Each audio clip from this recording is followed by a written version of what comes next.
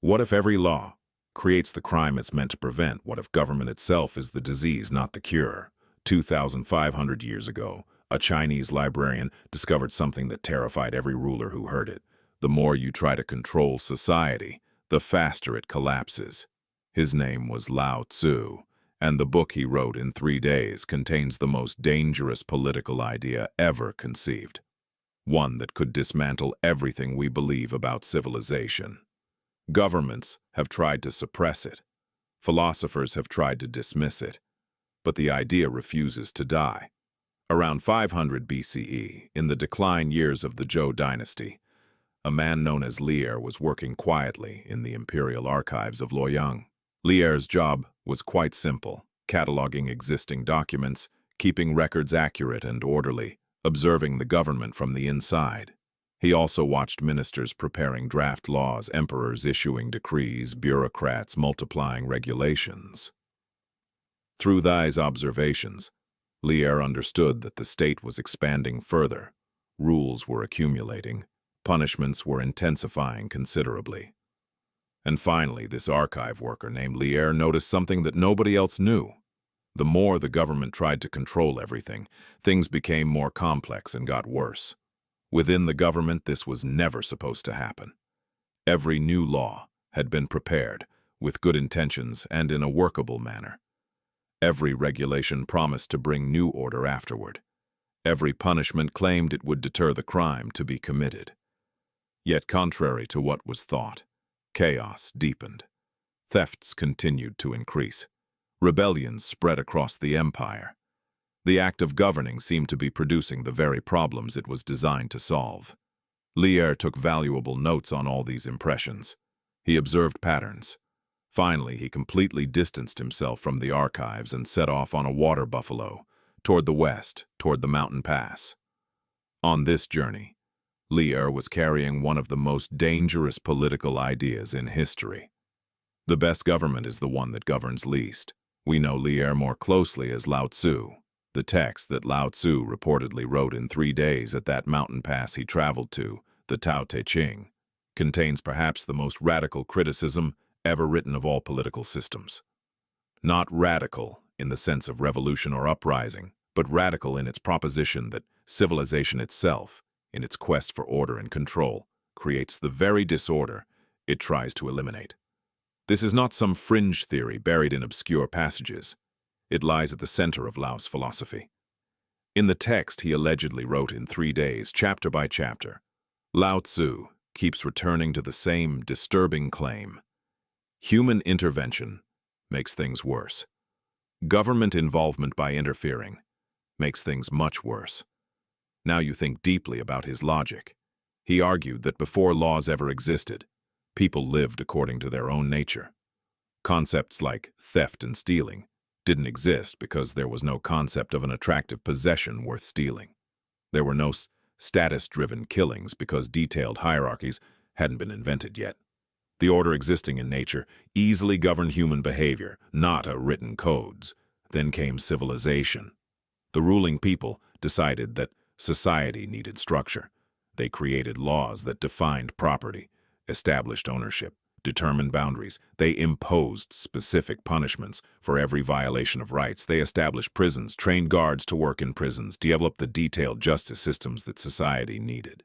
All of these things, which we think developed the concept of justice, according to Lao Tzu's years of observation, were done with the goal of preventing crime and maintaining harmony. But when you look at the truth, according to his analysis after years of work, this happened. The moment you create laws against theft and stealing, you also create the concept of the thief. Before the law, taking something from somewhere or someone was never theft. It was just taking, that's all. Laws don't prevent crime. They define it and name it. By naming it, they bring it into existence, give it power and reality. Chapter 57 of the Tao Te Ching explains this very clearly. The more prohibitions you impose, the less virtuous people become. The more weapons you have, the less secure people feel. The more subsidies you provide, the less self-reliant people become. This is counterintuitive. Modern political theory, whatever its ideology, operates on the assumption that problems require solutions and solutions require intervention. Crime requires law. Poverty requires programs. Conflict requires mediation. More problems mean more government. Lao Tzu completely reversed these thoughts. According to him, intervention constitutes the problem itself. Let's examine his logic through a specific example he used, the economy of desire. In Chapter 3, he writes that if you don't display objects that are valuable to you before people's eyes, no one will feel desire for them. If you don't praise certain achievements, people won't enter into destructive, exhausting competition to unlock success. The government, by creating honors, titles, awards, and official recognition of wealth, produces the very jealousy and ambition it must then regulate. Let's think about this carefully. A society decides to reward excellence. It creates rankings, titles, official prestige positions. The intention is noble: encourage achievement, recognize merit, create incentive structures. But according to Lao Tzu's argument, the unintended consequence is the birth of status anxiety, competitive madness, and the willingness to cheat, steal, or harm others to climb the ladder. In this ongoing situation, the government responds with more laws against cheating. It tries to make more regulations ensuring justice, more oversight preventing corruption. Every intervention gives birth to new problems requiring new interventions. The cycle escalates. It advances toward the highest level. He called this the governance trap. Historical context is important here. Lao Tzu lived his life during the Warring States period, watching the Zhou dynasty transform into fragmented kingdoms. Every kingdom tried to solve chaos by making more laws, establishing larger armies, and providing tighter controls. Each one still failed, despite all this control. Violence intensified thoroughly. Suffering gradually multiplied. Traditional historians, however, blamed weak rulers or insufficient power in this situation. Lao Tzu blamed the entire paradigm. He argued that rulers were trying to impose order on a system that would naturally regulate itself by continuing on its own, just like trying to calm rippling water by stirring it faster. His alternative was radical then and remains radical now: Wu Wei in governance. Wu Wei is usually translated as non-action, but this isn't quite right. In fact, it's misleading. It doesn't mean taking no action at all. It means acting without forcing, governing without controlling, leading without commanding. It means acting in harmony and balance with natural patterns rather than imposing artificial structures. In practical political terms, this meant minimal laws, minimal intervention, minimal bureaucracy. A government so light and unobtrusive that people barely notice its existence. Not anarchy, but something close to it by modern standards. In Chapter 17, he defines the ideal leader. The best leaders are those whose existence is barely known. Next are those who are loved and praised. Next are those who are feared. The worst are those who are despised. The goal wasn't to be a great ruler doing great things. The goal was to create conditions where governing became unnecessary. But here Lao Tzu's analysis becomes seriously disturbing, especially for modern sensibilities. Tzu didn't just criticize bad governments or corrupt officials. He consistently questioned whether good government could exist at all. His argument, the act of governing corrupts the natural order, independent of the governor's intentions. Consider education, which many people view as a virtue, without question. Lao Tzu disagreed with this idea and brought a completely different perspective to the matter. Chapter 65. In ancient times, those who followed the Tao did not try to educate people. They kept them simple. As people acquire knowledge, their minds become free. Free minds are difficult to obey and control. This thesis may seem authoritarian to you at first glance, even frightening, but his logic was different from how it appeared. He wasn't advocating keeping people ignorant to control them. According to him, they were separating people from their naturalness. Education systems were creating unnecessary artificial needs, unrealistic expectations.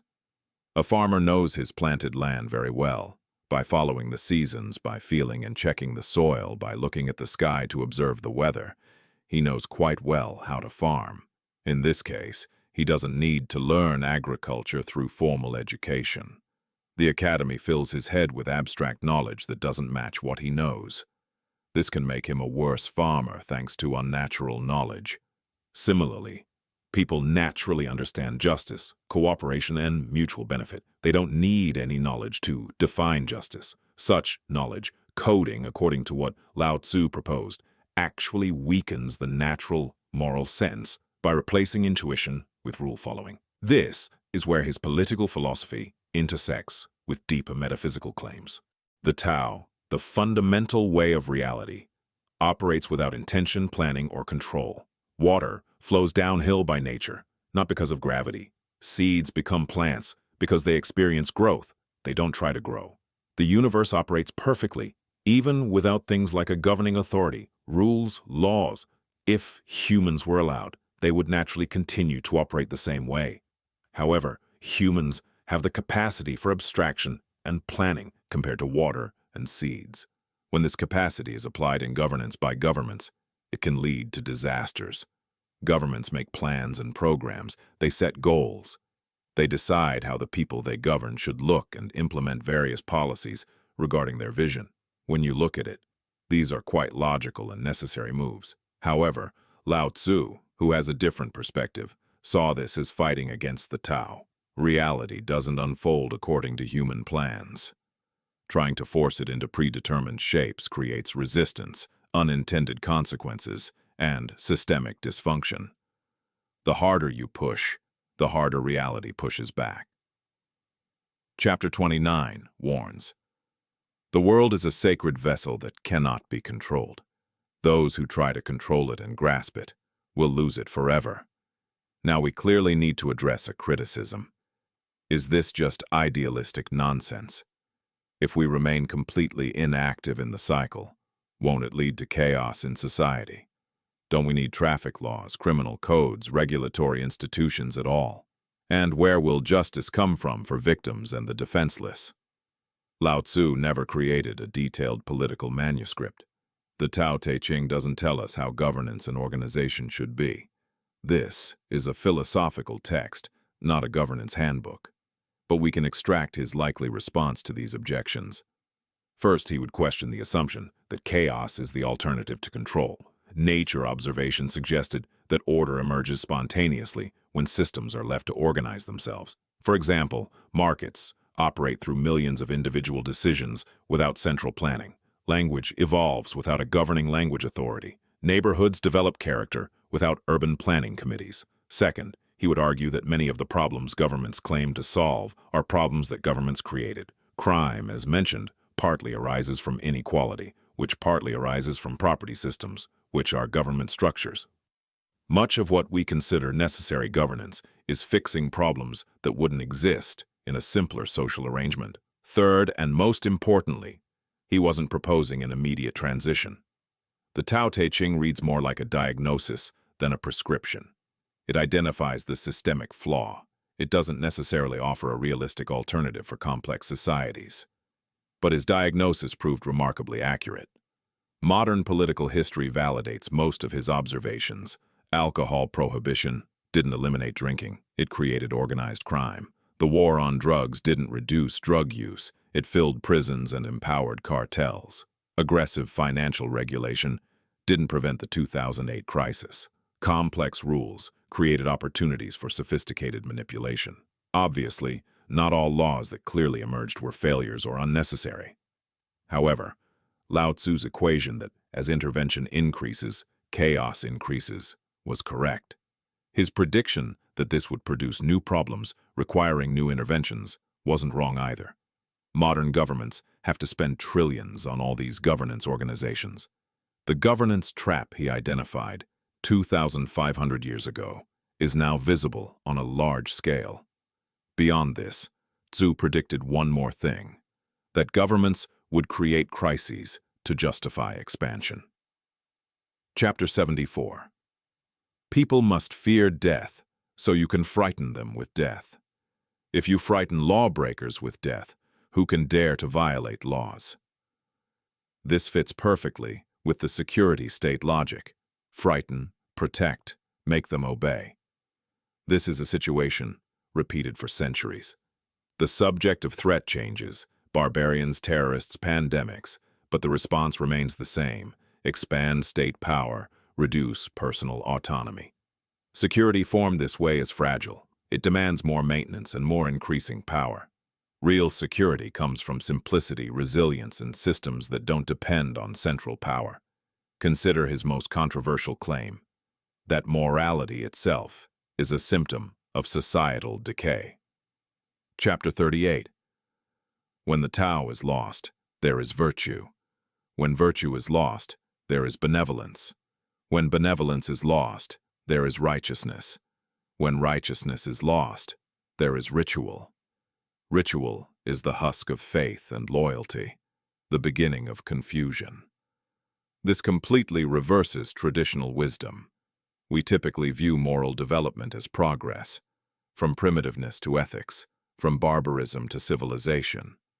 Lao Tzu saw it as decline, from natural to coercive, from integrated to fragmented. His logic: in a truly harmonious society, people act correctly without thinking. You don't need the concept of honesty when lying hasn't been invented. You don't need charity when sharing is automatic. Moral codes only emerge when natural behavior breaks down. The more a society talks about values, the less it embodies them. The more it legislates morality, the more immoral it becomes. Modern societies obsessed with ethics committees, diversity training, and virtue signaling would seem to him deeply sick, precisely because they need such things. What would a political system, inspired by Lao Tzu, actually look like in reality? Probably impossible to implement, which is partly his point. Once complexity exists, you can't simply wish it away. When millions depend on government systems, withdrawing those systems causes pain.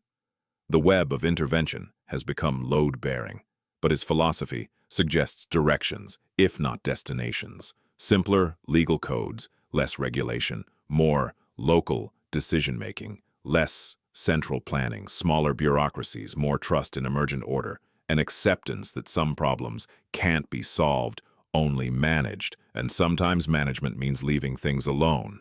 This terrifies modern political consciousness across the spectrum.